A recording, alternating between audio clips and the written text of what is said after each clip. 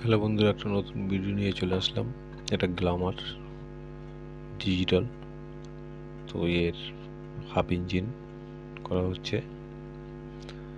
তা দেখুন half engine কীভাবে ফিটিং করতে হয় খুব কম সময়ের মধ্যে এবং ভালোভাবে, সেটাই আমি দেখাবো। ভিডিও ভালো লাগলে লাইক শেয়ার করবেন। সিলিন্ডারটাকে বোরিং করে এনেছি, এনে এবার মোটামুটি পরিষ্কার করা হচ্ছে। এবার আমরা পিস্টন ফিটিং করব সিলিন্ডারে। তো প্রথমে ভালো করে পরিষ্কার করে, নোংরা না থাকে বা ভিতরে কোনো রকম কিছুই না থাকে সেরকমভাবে প্রথম পরিষ্কার করে নিতে হবে। এটা হাফ প্যাকিংয়ের, এটাকে বলা হয় সিলিন্ডার প্যাকিং। এটা দিয়ে নিচ্ছি। তারপরে আমরা এটা ভালো করে বসিয়ে নেব। আর এর মধ্যে ডুয়েল পিন বা বুশ বলে যেটা, সেগুলো অবশ্যই লাগিয়ে নেবেন। তবে আমরা পিস্টনটাকে ফিটিং করছি। পিস্টনের লক প্রথম লাগিয়ে নিচ্ছি, তারপর আমরা রিংগুলো লাগাবো।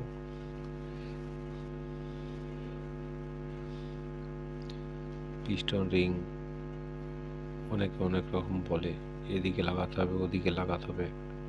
আদৌ কি এটা সত্যি তো আমি জানি না। আমি আমার মতো লাগাই, এখন পর্যন্ত ফল্ট পাইনি। মোটামুটি পিস্টনের রিং লাগালে ইঞ্জিন চলাকালীন রিং কিন্তু একই জায়গায় থাকে না, সেটা এদিক ওদিক সরে যায়। এটা আমি নিজে পরীক্ষা করেও দেখেছি। একটা ইঞ্জিন খুলে সেটাকে একইভাবে রিং লাগিয়ে সেটাকে 10 মিনিট পর খুলে দেখা হয়েছে, রিং যেরকমভাবে লাগানো ছিল সেরকম থাকে না। কারণ রিংগুলো ভিতরে অল্প অল্প করেও ঘুরলেও ঘোরে। তার জন্য এটা এমন কিছু ব্যাপার নয়, কিন্তু ফিটিংসের সময় সাবধানে ফিটিংস করা দরকার। কারণ রিং বেঁকে না যায় বা ভেঙে না যায়, ভাঙে না, বেঁকে না যায়, বা একই লেভেলে না বসানোই ভালো। কারণ প্রথম দিকে ইঞ্জিনে অয়েল হয়তো উঠতে একটু দেরি হতে পারে, তার জন্য একই সাইডে না বসানোই ভালো। তো এটা নিয়ে আমার কোনো আসে যায় না, বা বলারও প্রশ্ন ছিল না, তাও বললাম। তো আমরা রিংটা বসিয়ে নিলাম। এবার আমরা পিনটাকে লাগাবো, লাগিয়ে গাড়িতে ফিট করব। তো এগুলো আমি যেটা করি, এই কাজগুলো সব আমার নিজের হাতে করা। বোরিং করা, তারপরে কানেক্টিং রড করা, হেড, সবই আমি নিজে করে নিই। আমার নিজস্ব লেদ আছে, আমি নিজেই করি সব। কারণ আমি বাইরে থেকে কিছু করাই না, যা হয় নিজেই করি। এটা আমার অনেক চেষ্টায় হয়েছে, তা শেখার কোনো শেষ নেই। চেষ্টা করলে আপনারাও পারবেন। তো আমরা পিস্টনটাকে বসিয়ে নিলাম। এবার হেড প্যাকিংটাকে বসাচ্ছি। আর এটা যে প্যাড আছে, প্যাডটাকে বসিয়ে নিচ্ছি। এটা খুব সময় লাগে না পিস্টনটা করতে, অল্প সময়ের মধ্যে হয়ে যায়। আর এগুলো খুব ভার্টিক্যাল কাজ নয়।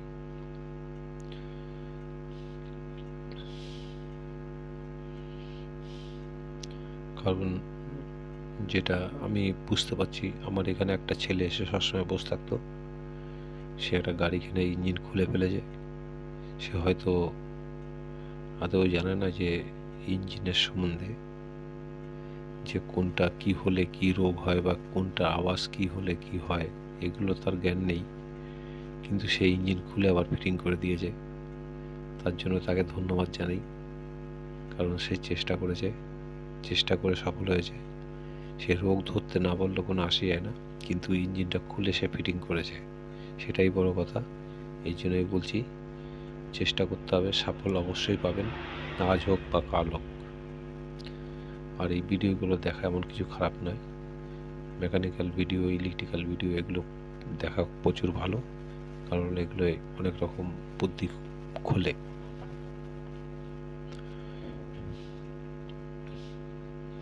এই জন্য বলছি আপনারা ভিডিওগুলো দেখুন, ভালো লাগলে লাইক শেয়ার করবেন। আমরা হেডটাকে ফিটিং করে নিচ্ছি। একটা গ্ল্যামার আছে, হিরো গ্ল্যামার ডিজিটাল।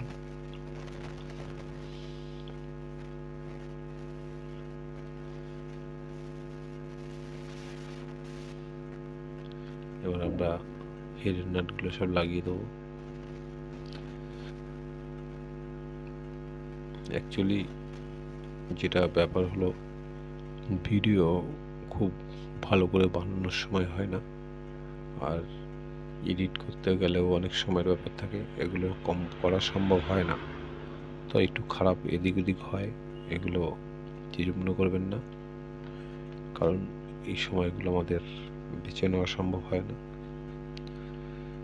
আর এগুলো করতে গেলে অনেক সময় লাগে, হয়তো ভুল বা কিছু হতে পারে, সেগুলো মাথায় নেবেন না।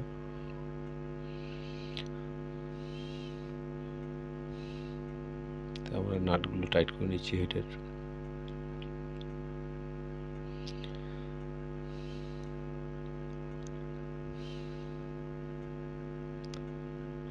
হেডের নাট টাইট করার পরে আমরা চলে যাব টাইমিং চেনের দিকে, কারণ টাইমিং চেন ফিট করতে হবে।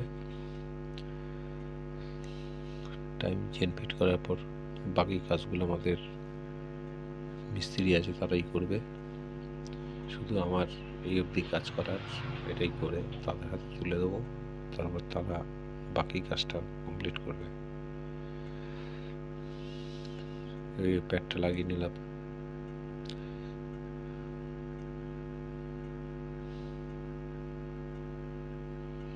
এবার আমরা টাইমিং চেনটাকে ফিট করছি।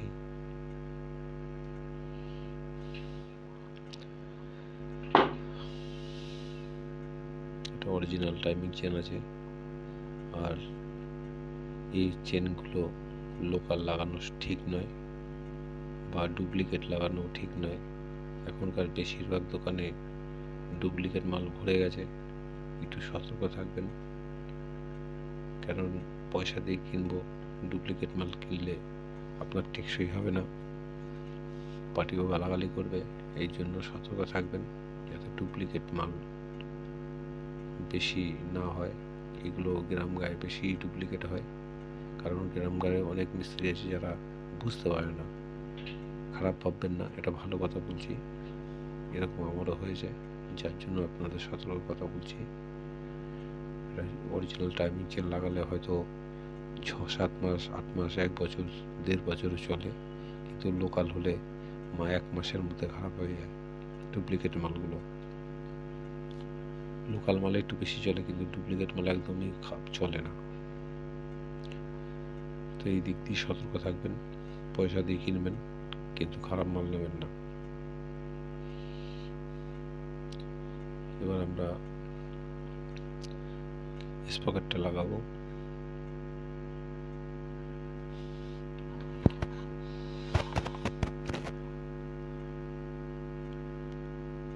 ম্যাগনেটের নাটটা টাইট করে নিচ্ছি। তারপর আমরা টাইমিং চেনের ক্যামটা বসাবো। এবার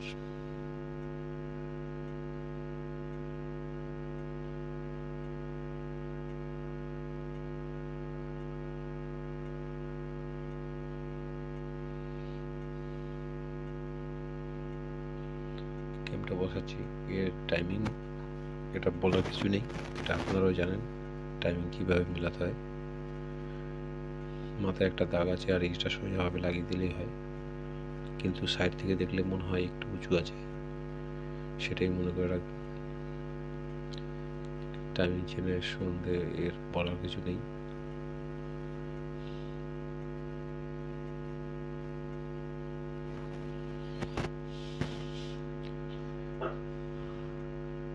টাইম চেনটা সেট করার পরে দেখুন টাইম চেন সেট হয়ে গেছে। আমরা এখন নাটটা লাগিয়ে দিচ্ছি। বোল্ট দুটো 8 নম্বর বোল্ট আছে, লাগিয়ে দিচ্ছি। আর আমাদের ম্যাগনেটটাও টাইট করতে হবে, কারণ ম্যাগনেট ঢিলে আছে।